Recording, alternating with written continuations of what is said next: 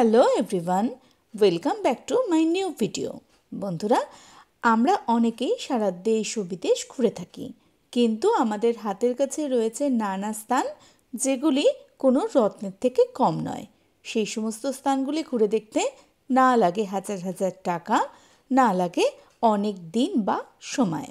যে কোনো ছুটির দিনে আপনারা আপনাদের বাড়ি থেকে ব্রেকফাস্ট করে বেরিয়ে আবার বিকালের মধ্যে বাড়ি চলে আসতে পারবেন এই সমস্ত স্থানগুলি ঘুরে। বন্ধুরা, আজকের ভিডিওতে আপনারা দেখবেন কলকাতার এমন কিছু বিখ্যাত স্থান যা আপনারা একদিনে ও এক বেলায় ঘুরে দেখতে পারবেন। তো চলুন বন্ধুরা, ভিডিওটা শুরু করা যাক। নতুন বছরের দ্বিতীয় দিনে আমরা গিয়েছিলাম কলকাতা ভ্রমণে। আজকে যতদূর যাওয়া যায় আজকের ব্লগটাও ততটুকুই। আজকের আমাদের প্রথম গন্তব্য আলিপুর জু। আলিপুর জু যাবার জন্য রয়েছে তিনটি অপশান। আপনারা চাইলে মেট্রোতে রবীন্দ্র সদনে পৌঁছে সেখান থেকে আসতে পারেন জুয়ের উদ্দেশ্যে। রবীন্দ্র সদন থেকে জুয়ের দূরত্ব মোটামুটি 2 কিলোমিটার মতো।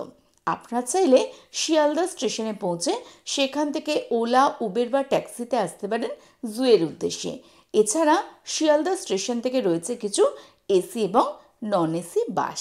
তবে আমরা আমাদের শহর শ্রীরামপুর থেকে লোকাল ট্রেনে প্রথমে পৌঁছে যাই হাওড়া স্টেশনে। এরপর হাওড়া স্টেশনে পৌঁছে হাওড়া স্টেশনের বাইরে থেকে একটি ওলা ক্যাব আমরা 256 টাকায় বুক করে বেরিয়ে পড়ি কলকাতা দর্শনে। আপনারা চাইলে হাওড়া স্টেশনের বাইরে থেকে বাস, ট্যাক্সি বা প্রাইভেট গাড়ি বুক করেও আসতে পারেন আলিপুর জুর উদ্দেশ্যে।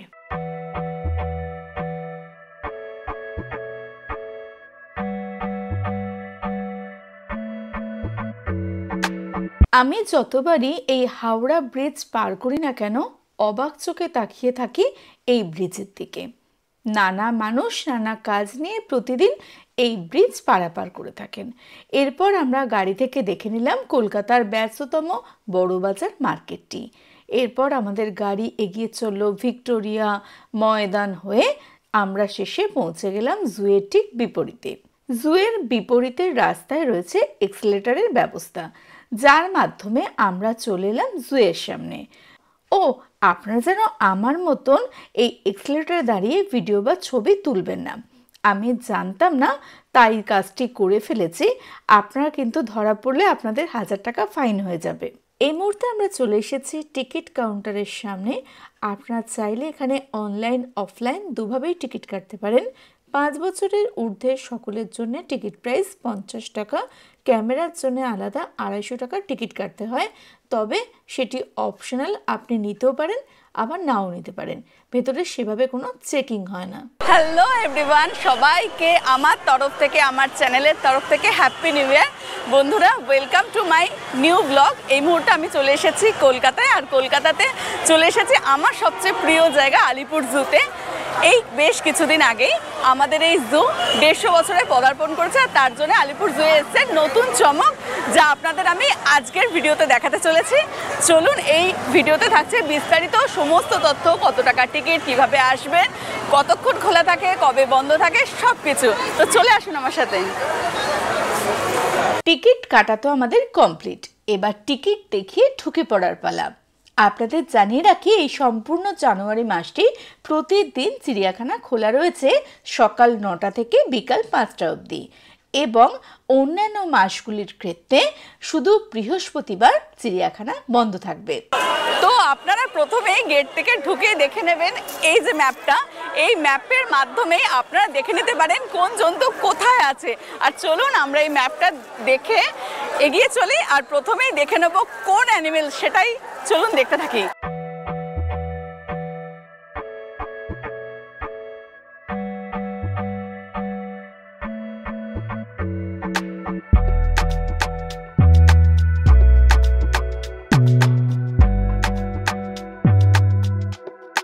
চিড়িয়াখানায় প্রবেশ করতেই চোখের সামনে ফুটে উঠল সেই পুরনো ছবি। কিছু কিছু বাচ্চারা সেখানে ব্যাডমিন্টন খেলছে, কিছু মানুষ চাদর পেতে সেখানে রোদ্দুর পোয়াচ্ছে, আর এইসবকে পাশ কাটিয়ে আমরা এগিয়ে চললাম আরও সামনের দিকে। ওই যে উপরে আপনারা দেখতে পাচ্ছেন, ওই যে ওই যে ওই দিকে ডাকছে তো।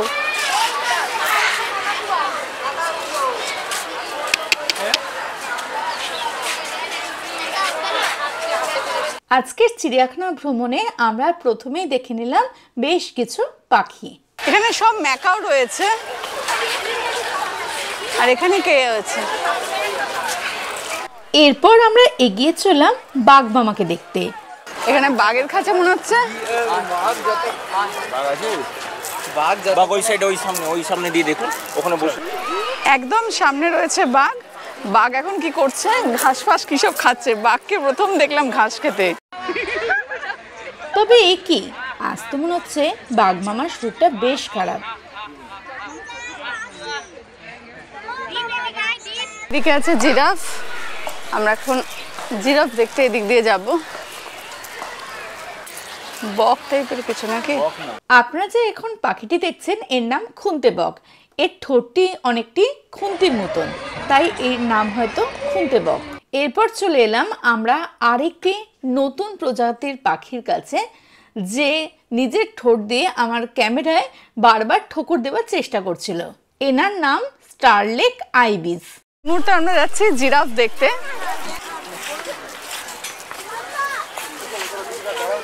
কিন্তু জিরাফ দেখার আগে আমরা পুকুরে চলে এসেছি।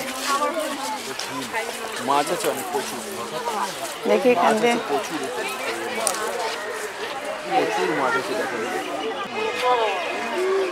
আমরা এখন এসেছি জিরাফ ওয়ার্ল্ডে। জিরাফ দেখবো ঘুরে ঘুরে। Hi giraffe.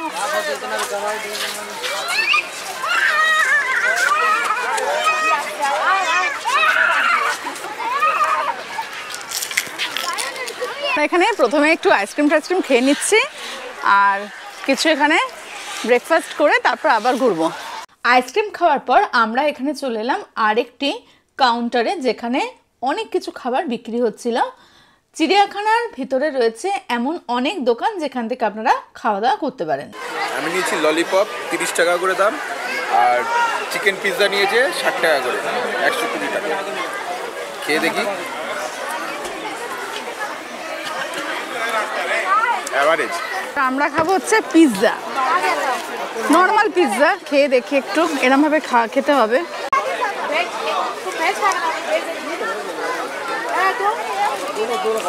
একদমই ভালো না। চিড়িয়াখানায় অনেক জায়গায় রয়েছে নিঃশুল্ক জলের ব্যবস্থা। জল প্রচণ্ড ঠান্ডা হলেও জলের মধ্যে একটা গন্ধ রয়েছে, যেটা প্রচণ্ডই খারাপ লাগছে জল খাওয়ার সময়। ওই যে ওখানে রয়েছে লায়ন, আর লায়নগুলো কিন্তু এত মানুষজন দেখে আমার যা মনে হচ্ছে গুহার ভেতরেই থাকতে পছন্দ করছে, বাইরের দিকে সেভাবে আসছে না। তাও দেখানোর চেষ্টা করছি আপনাদের।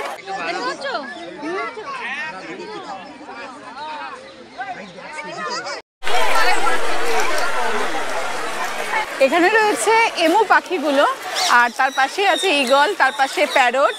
নানা পাখির প্রজাতি রয়েছে এই দিকটা আমরা দেখছি।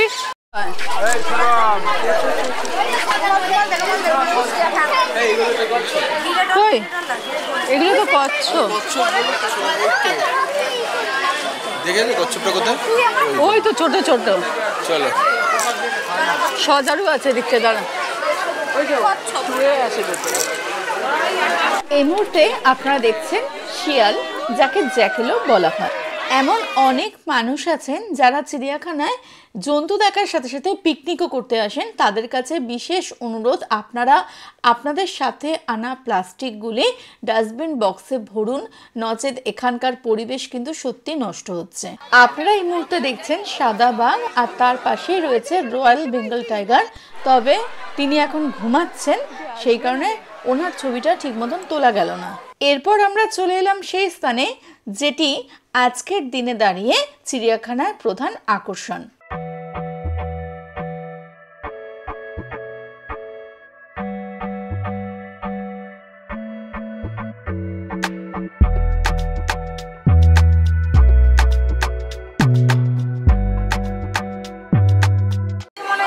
এই যে কি সুন্দর দেখুন, এই হচ্ছে নতুন চমক। এখানে অনেক পাখির ছোট ছোট হাঁড়ি করা আছে, যার মধ্যে সমস্ত ছোট ছোট পাখি রয়েছে। আর এই যে দেখুন, এখানেও পাখি রয়েছে নিচে জলেতে।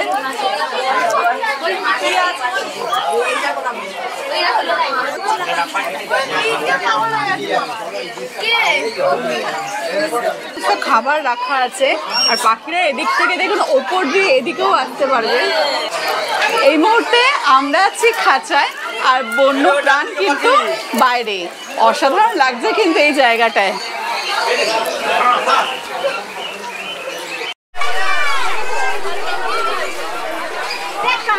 এই মুহূর্তে আমরা চলে এসেছি আমাদের জাতীয় পাখির সামনে। এখানে একটি ময়ূর এবং একটি ময়ূরী দেখলাম।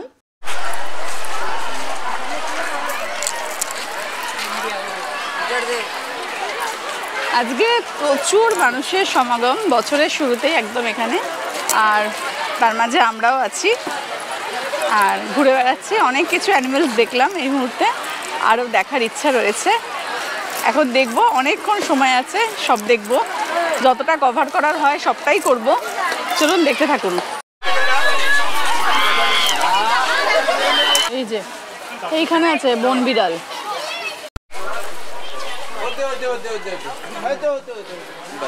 এখানে রয়েছে একটি বড় সাইজের অজগর সাপ, তবে সেইভাবে ছবিতে ধরা পড়ছে না এই মুহূর্তে। এই যে সামনে এখানে আছে গন্ডার, রাইনোসরাস। এখানে সব কুমির রয়েছে, দেখতে পাচ্ছেন, আর কুমিরের সাথে বকও রয়েছে। এই মুহূর্তে আমরা চলে এসেছি সরীসৃপ ভবনে। এখানে রয়েছে বেশ অনেকগুলি ঘড়িয়াল। এখানে রয়েছে অনেকগুলি সাপের ঘর, তবে সাপ সেভাবে চোখে পড়ছে না।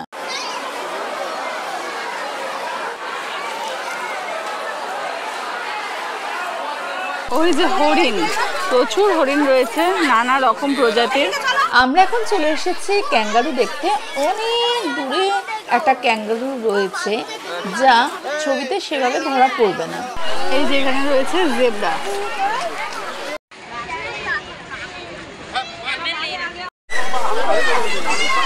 আপনারা এখন দেখছেন ক্যাসুয়ারি পাখিটিকে, যা অস্ট্রেলিয়ার একটি পাখি, মাউস ডিয়ার। ওই যে রয়েছে, ওখানেও একটা রয়েছে। ওই যে বন্ধুরা ভাল্লুক, ভাল্লুকের নামে দুখানা কি কমজোর। তো কেমন লাগছে আদি? ভালো লাগছে। কেমন লাগছে? খুবই ভালো। হ্যাঁ, খুবই ভালো লাগছে। ভালো লাগছে এসে। খেয়েছে। তো বন্ধুরা, আমাদের এখানে চিড়িয়াখানার ভ্রমণ সম্পূর্ণ হলো। আমরা এই মুহূর্তে চিড়িয়াখানা থেকে বেরিয়ে যাচ্ছি। এখনো হাতে সময় আছে অনেকটাই, এখন সবে বাজছে দুপুর 3টে। চলুন এরপরে আজকে সন্ধ্যের আগে অবধি আমরা কতটা কলকাতার কোন কোন স্থান কভার করতে পারি, সেটাই কিন্তু আজকের ব্লগের আকর্ষণ আপনাদের জন্যে। আর চলুন এরপর বেরিয়ে দেখা যাক আমরা কোথায় যাই এবং কোন স্থান আপনাদের সামনে তুলে ধরি। আগে যেমন চিড়িয়াখানার বাইরে অনেকগুলি ভাত খাবার হোটেল ছিল, এখন কিন্তু আর সেগুলো নেই। তাই অবশ্যই আপনারা আপনাদের বাড়ি থেকে খাবার বানিয়ে এখানে নিয়ে আসবেন বা কিনেও নিয়ে আসতে পারেন। কত করে দাদা? 20 টাকা করে। এই মুহূর্তে আমরা চিড়িয়াখানা থেকে বেরিয়ে গেছি, খুব জোর খিদে পেয়েছে। তো সামনেই দাদার এখানে ঘুগনি বিক্রি হচ্ছিল, চলুন খেয়ে দেখি।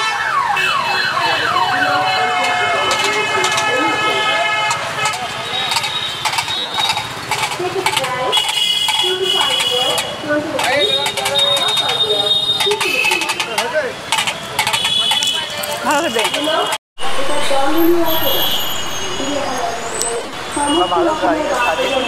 তো এই মুহূর্তে আমরা গাড়িতে উঠে গেছি আর চলেছি এখন বিড়লা প্ল্যানেটোরিয়ামের দিকে, আর যেটাকে আপনারা তারামণ্ডলে বলতে পারবেন। আমার খুবই পছন্দের আরেকটি জায়গা আজ আপনাদের আমি ঘুরে দেখাতে চলেছি। বিড়লা প্ল্যানেটোরিয়াম থেকে চিড়িয়াখানার দূরত্ব 3 কিলোমিটার মতো। আমরা হাঁটতে পারছি না বলে একটি গাড়ি বুক করলাম, 100 টাকা নিচ্ছে আমাদের ভাড়া। এই মুহূর্তে আমরা এসে পৌঁছে গেছি বিড়লা প্ল্যানেটোরিয়ামে। চলুন আপনাদের দেখাচ্ছি সামনে থেকে। এমপি বিড়লা প্ল্যানেটোরিয়াম বা তারামণ্ডল হলো কলকাতা শহরের এমন এক স্থান যেখানে এলে আপনারা মহাকাশ এবং মহাবিশ্বের নানা তথ্য পেয়ে থাকবেন। 1963 সালে 2রা জুলাই আমাদের দেশের প্রাক্তন প্রধানমন্ত্রী জওহরলাল নেহরু এই স্থানটি উদ্বোধন করে। সাঁচির বৌদ্ধ স্তূপের আদলে নির্মিত বিড়লা প্ল্যানেটোরিয়ামটি স্টুডেন্টদের জন্য একটি আদর্শ স্থান। সকাল 12টা থেকে সন্ধ্যে 6টা অবধি এখানে নানা ভাষায় নানা শো হয়ে থাকে, যা 680 জন মানুষ একই সাথে একটি অডিটোরিয়ামে বসে সেই শো এনজয় করতে পারে। আচ্ছা, বিশাল এক লাইন পড়েছে এই মুহূর্তে। তো বন্ধুরা, এই মুহূর্তে বিশাল এক লম্বা লাইনে আমরা দাঁড়িয়ে গেছি, আর এখানে টিকিট প্রাইস হচ্ছে 140 পার পার্সন। আমরা এখানে টিকিট কেটে নিয়েছি হিন্দি শো এর জন্য। এখানে ইংলিশ, বাংলা এবং হিন্দি 3 ভাষাতেই আপনারা শোগুলো দেখতে পারেন। ভেতরে কিন্তু ক্যামেরা অ্যালাউ নেই, তাই ভেতরে এসে আপনাদের এখানে দেখতে হবে। ভেতরের কোনো শো আপনাদের দেখাতে পারবো না। চলুন দেখে নিই, আর অবশ্যই আপনারাও কিন্তু আমাদের মতন এরকম কলকাতা ভ্রমণে এসে নানা স্থান ঘুরে দেখতে পারেন। এই মুহূর্তে আমরা সিটে বসে গেছি। বন্ধুরা, এখানের এক একটি শো হয় 40 থেকে 45 মিনিট ধরে। এই যে আপনারা উপরে গোলাকার ডোম স্ক্রিনটি দেখছেন, এর মাধ্যমে আপনারা দেখবেন মহাকাশকে। এখানকার প্রতিটি চেয়ার বেশ কমফোর্টেবল এবং আপনি আপনার মতন চেয়ারগুলিকে অ্যাডজাস্ট করে শো দেখতেই পারেন। शुरू होने वाला है, इसीलिए सभी दर्शकों से अनुरोध है कृपया अपना अपना मोबाइल फोन को बंद रखें। अनुष्ठान शुरू होने के बाद कोई भी मोबाइल फोन से तस्वीरें या वीडियो रिकॉर्डिंग ना बनाए, ये गैर कानूनी है। धन्यवाद। শো দেখে আমাদের বাইরে আস্তে আস্তে দেখছি সূর্য যায় অস্তাচলে, চারদিকে কালারিং লাইট জ্বলছে, আর দেখুন চারদিকে কি সুন্দর ফুল গাছ দিয়ে সাজানো এই বিড়লা প্ল্যানেটোরিয়ামটি অসাধারণ লাগছে। ভেতরে আমরা যে শোটা দেখলাম সেটা খুব সুন্দর ছিল, খুব ভালো লাগলো দেখে। আর এই মুহূর্তে সূর্য অস্ত যাচ্ছে, অন্ধকার হচ্ছে, আর চারদিকটা দেখুন কি সুন্দর আলো দিয়ে সাজানো। ওদিকে একটা ফাউন্টেন আছে, আর অবশ্যই আপনারা এই শোটা দেখে যাবেন।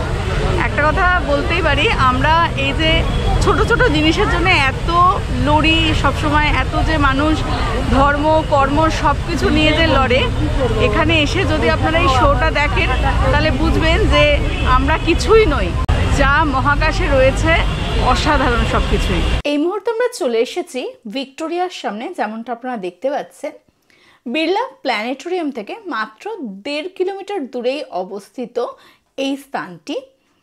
আমরা পায়ে হেঁটেই 4 থেকে 5 মিনিটে এখানে পৌঁছে গেলাম। সন্ধে হচ্ছে আর নানা রঙিন আলোতে সেজে উঠেছে ভিক্টোরিয়া, যা দেখতেই সত্যি অসাধারণ লাগছে।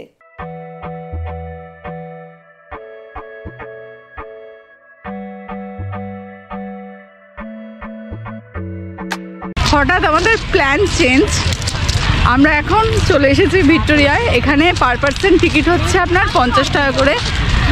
জানি না কতটা কভার করতে পারবো, তবে এখন এই সন্ধ্যাবেলা খুব আলো জ্বলছে চারদিকে, সন্ধ্যাবেলাটাই ভালো লাগবে আর বেশ ভালোও লাগছে, তাই জন্যে এসি যখন একটু ঘুরেই যাই। ভিক্টোরিয়া বেড়াতে এসে আপনারা যদি শুধু গার্ডেনগুলি ঘুরে দেখেন তাহলে আপনাদের খরচ পড়বে মাত্র 30 টাকা। আর ভিক্টোরিয়া বেড়াতে এসে যদি গার্ডেন সহ আপনারা ভেতরের মিউজিয়ামটাও দেখতে চান তাহলে আপনাদের খরচ পড়বে মোট 50 টাকা। অর্থাৎ গার্ডেনের জন্য 30 টাকা, মিউজিয়ামের জন্য 20 টাকা পার পার্সন। মেন গেট দিয়ে প্রবেশ করে কিছুটা এগালেই আপনাদের চোখে পড়বে রানী ভিক্টোরিয়ার একটি মূর্তি, যা এখানে রাখা আছে। কলকাতার 64 একর স্থান জুড়ে অবস্থিত রয়েছে ভিক্টোরিয়া মেমোরিয়াল, যার মধ্যে রয়েছে ছোট বড় ঝিল, নানা ফুলগাছ ও বাহারি গাছের বাগান, বিস্তৃত মাঠ ও সাদা মার্বেলের গম্বুজ আকৃতির স্মৃতিস্তম্ভ, যা রানী ভিক্টোরিয়ার স্মরণে ব্রিটিশ শাসনকালে নির্মাণ করা হয়।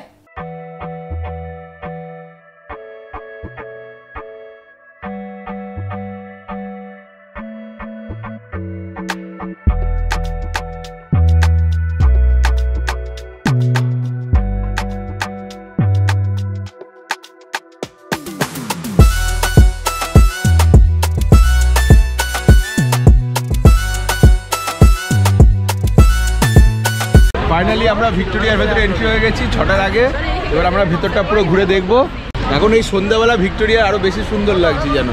একদম তাই, আমরা সকালের ভিক্টোরিয়া অনেকেই দেখেছি, কিন্তু এই আলোতে যেন এক আলাদাই সৌন্দর্য ভিক্টোরিয়ার, দারুণ লাগছে। প্রতিদিন সকাল 10টা থেকে বিকাল 6টা অবধি ভিক্টোরিয়া মেমোরিয়াল খোলা থাকে। তবে প্রতি সোমবার ভিক্টোরিয়া মেমোরিয়ালের মিউজিয়াম বন্ধ থাকে। তাই আপনারা যদি সম্পূর্ণ ভিক্টোরিয়া মেমোরিয়াল ঘুরে দেখতে চান তাহলে আপনাদের সোমবার বাদ দিয়ে আসাই ভালো। এই মুহূর্তে আমরা চলে এসেছি মিউজিয়ামের ভিতরে।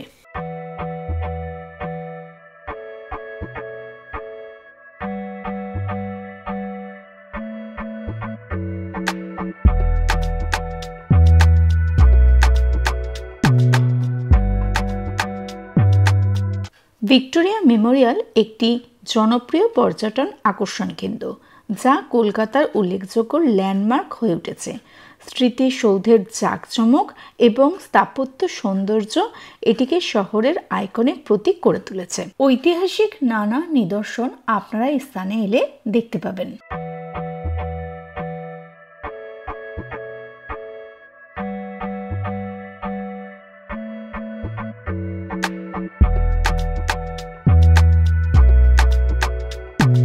এই স্থানে রয়েছে নানা মনীষীদের ছবি ও তাদের সম্পর্কে বেশ কিছু কথা এখানে লেখা রয়েছে।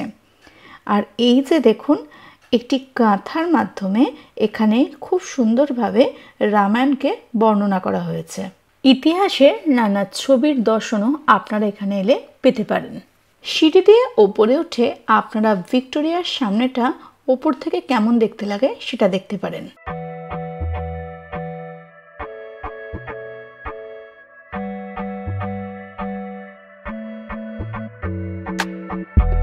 এছাড়া দোতলায় রয়েছে নানা ঘর, যেখানে রয়েছে বহু প্রাচীন অস্ত্রশস্ত্র, আমাদের দেশের বীর বিপ্লবীদের ছবি, নানা নথি, ডায়েরি আপনারা এখানে এলে দেখতে পাবেন।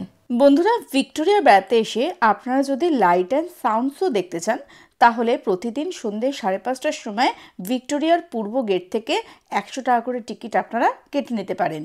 প্রতি মঙ্গল, শুক্র, রবি বাংলায়, বুধবার দিন ইংলিশে এবং বৃহস্পতিবার দিন ও শনিবার দিন হিন্দিতে এই শোগুলি হয়ে থাকে।